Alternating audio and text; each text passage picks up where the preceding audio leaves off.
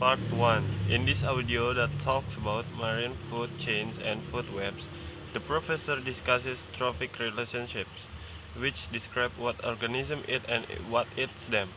Marine ecosystem, like others, consists of producers, consumers, and decomposers.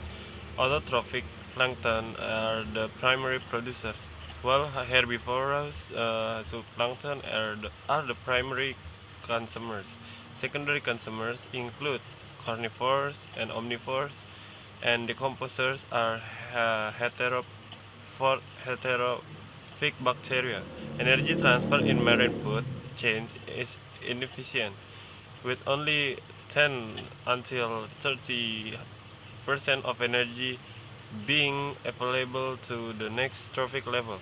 This results in high biomass at lower levels or small producers, and low biomass at higher levels or large predators in food webs.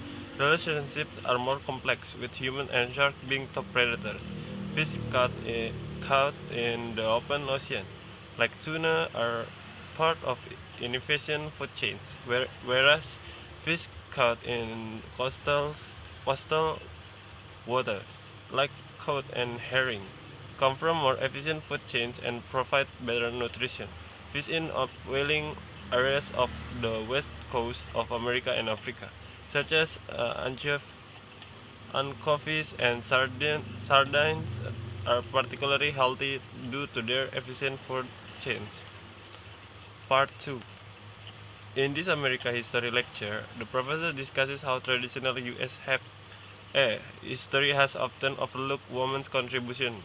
Recently, a new perspective called woman-centered history has emerged, emphasizing the significant roles women played behind the scenes in organizations, clubs, and movements.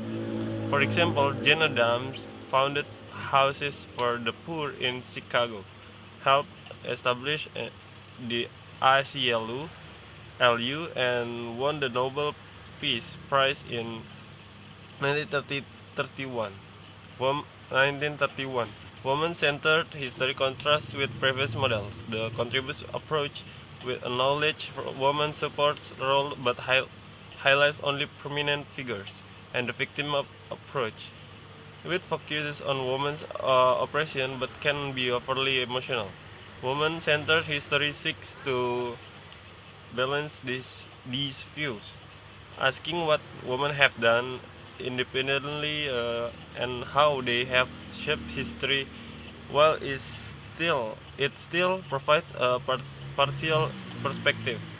It offers a more comprehensive and fair portrayal of women's impact.